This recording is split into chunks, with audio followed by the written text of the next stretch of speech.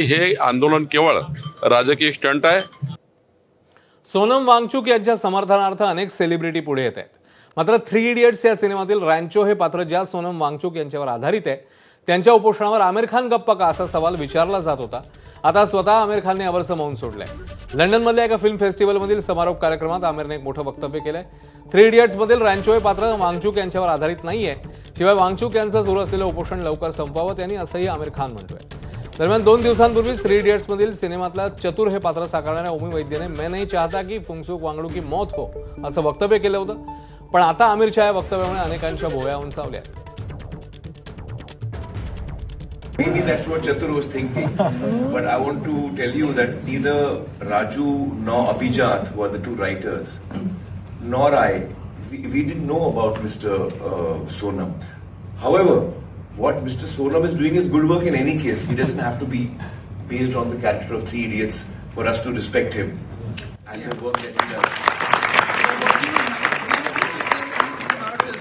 From a factual point of view, I want to tell you that I neither. It's never been clarified before this. Yeah. In fact, Mr. Sonam has said this. Okay. He also has said that the character is not based on him. He has also clarified. But do you have anything to say about his fasting for 19 Well, days? I think all of us are very concerned for his health and his life, and we hope that it ends well, and all of us are hoping that he ends his fast and looks after his health. Yeah. आता बातमी राज्याच्या राजकारणामधून आहे. शरद पवारांची राष्ट्रवादी सत्तेत सहभागी होणार असल्याच्या चर्चा सुरू आहेत.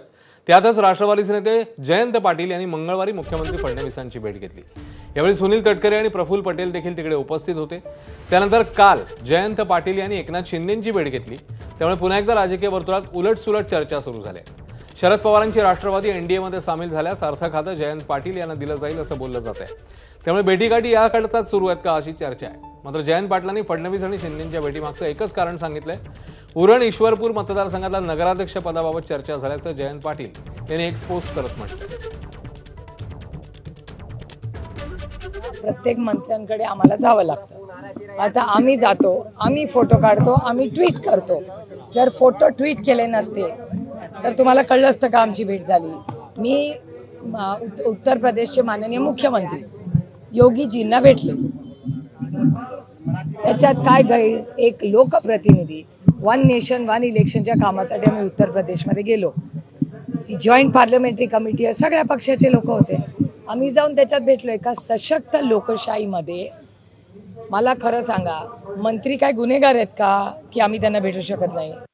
त्याच्यामुळे काय वेगळं राजकीय समीकरण असेल असं मला स्वतःला काय वाटत नाही. जयंतराव हे सुद्धा एक मुरब्बी राजकारणी आहेत. राज्याच्या राजकारणातले 7 वेळेला विधिमंडळावरती निवडून आले. दीर्घकाळ त्यांनी राष्ट्रवादी काँग्रेस पक्षाचं संघटनेमध्ये नेतृत्व केले. मंत्री त्यांनी राहिलेले आहेत. वेगवेगळ्या कारणासाठी ते भेटू शकतात. त्यात मला स्वतःला काही वेगळं वागवं वाटत नाही. एक आणि पवारसाहेबांचा राष्ट्रवादी काँग्रेस पक्ष आणि त्याची वाटचाल करण्याचा त्यांचा पूर्णपणाचा अधिकार आहे. शरद पवार साहेब आता एनडीए बरोबर चर्चा करतात असं ऐकलंय. जयंत पाटील असेल, सुनील तटकरे असेल, हे वेगळ्या चर्चा करतात असं ऐकून आहे. म्हणून या चर्चेचा जो काही सारांश आहे किंवा याच्यातून जे काही निघणार आहे ते काही 2-4-8 दिवसामध्ये मला वाटतं बाहेर यायला काही हरकत नाही. आपणच भाकीत केलं होतं ना यांच्याबाबत, जयंत पाटलाबाबत. आता ते जवळ आलंय का ते पूर्ती होण्याचं? मी केलेले सर्व भाकीत आतापर्यंत खरे ठरलेले आहेत आणि म्हणून एक 8 दिवस थांबा. या भाकीताचा सुद्धा तुम्हाला एक अंदाज येईल. अनेक लोकांच्या ज्या काही भावना आहेत त्या भावनेचा शेवट या 8 दिवसामध्ये होईल असं मला वाटतं. एकीकडे जयंत पाटील मुख्यमंत्री उपमुख्यमंत्र्यांची भेट घेत आहेत, तर दुसरीकडे राष्ट्रवादीचे खासदार पार्थ पवार यांनी मुख्यमंत्री फडणवीसांची भेट घेतली आहे. मंगळवारी प्रदेशाध्यक्ष तटकरे आणि खासदार प्रफुल्ल पटेल यांनी मुख्यमंत्र्यांची भेट घेतली होती. त्यावेळी ज्येष्ठ नेते जयंत पाटील देखील वर्षा निवासस्थानी उपस्थित होते. या बैठकीची माहिती राष्ट्रवादी राष्ट्रीय अध्यक्षा सुनेत्रा पवार यांना नसल्यानं पक्षात अस्वस्थता निर्माण झालेली. यानंतर बुधवारी पार्थ पवारांनी मुख्यमंत्र्यांची भेट घेतली. यापुढे मुख्यमंत्र्यांसोबत कोणतीही बैठक असेल तर सुनेत्रा पवारांना कळवलं जाईल असं आश्वासन मुख्यमंत्री फडणवीसांनी पार्थ पवारांना दिलंय. दोन्ही नेत्यांची भेट याच कारणासाठी होती की आणखी कोणत्या कारणासाठी येणाऱ्या काळात स्पष्ट होणार आहे. काय माहिती असत काही कारण नाही. पार्थ राष्ट्रवादीचा युवा कार्यकर्ता आहे, नेता आहे. संसदेमध्ये प्रतिनिधित्व राज्यसभेमध्ये करतात, त्याच्यामुळे ते भेटू शकतात. त्याच्यामध्ये काही वावगं वाटण्याचं काही कारण नाही.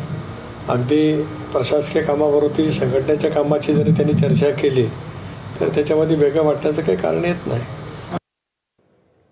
राष्ट्रवादीच्या नेत्यांच्या भेटीगाठी सुरू असतानाच आमदार रवी राणांनी मोठं वक्तव्य केलंय. दोन्ही राष्ट्रवादी आणि दोन्ही शिवसेना लवकरच एकत्र येतील असं राणा म्हणतायत. त्यांना खासदार संजय राऊतांनी उत्तर दिलंय. येणाऱ्या 15 दिवसामध्ये सुमित्रा वहिनी आणि सन्माननीय शरदचंद्र पवार साहेब हे दोन्ही पक्ष एकत्र येतील. केंद्रामध्ये सुप्रियाताई मंत्री बनतील आणि राज्य पूर्ण सांभाळण्याची जबाबदारी सुमित्रा पवार यांच्याकडे राहील.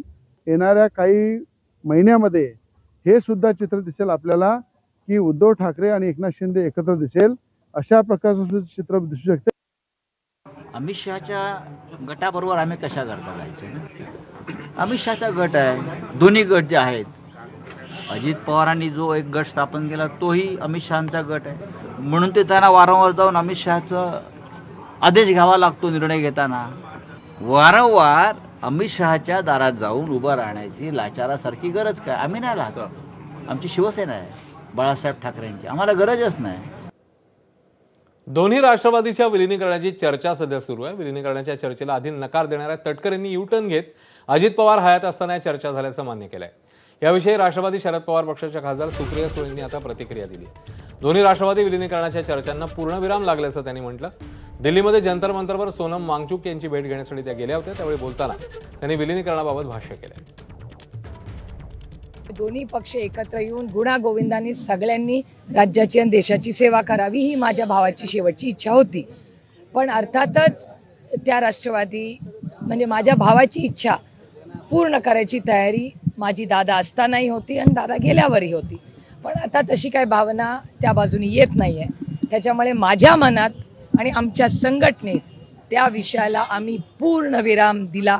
जेव्हा कोणी आमच्यातले काही माननीय नेते बोलले आणि समोरच्यांनी सांगितलं की अशी घटना झालीच नाही, आम्हाला प्रचंड दुःख झालं आणि वेदना झाला. एक तर माझा भाऊ गेला होता आणि माझ्या भावाची शेवटची इच्छा पूर्ण करण्यासाठी आमचे सगळे प्रयत्न होते, कारण का तो प्रस्ताव माझ्या भावाचा होता. राज्यामध्ये विशेष सखोल मतदार यादी पुनरावलोकन प्रक्रियेला 10 दिवसांची मुदतवाढ देण्यात आली आहे. मुख्य निवडणूक आयोगाने पत्रकार परिषद घेतली आणि या संदर्भात माहिती दिली. याआधी 29 जुलैपर्यंत मुदत देण्यात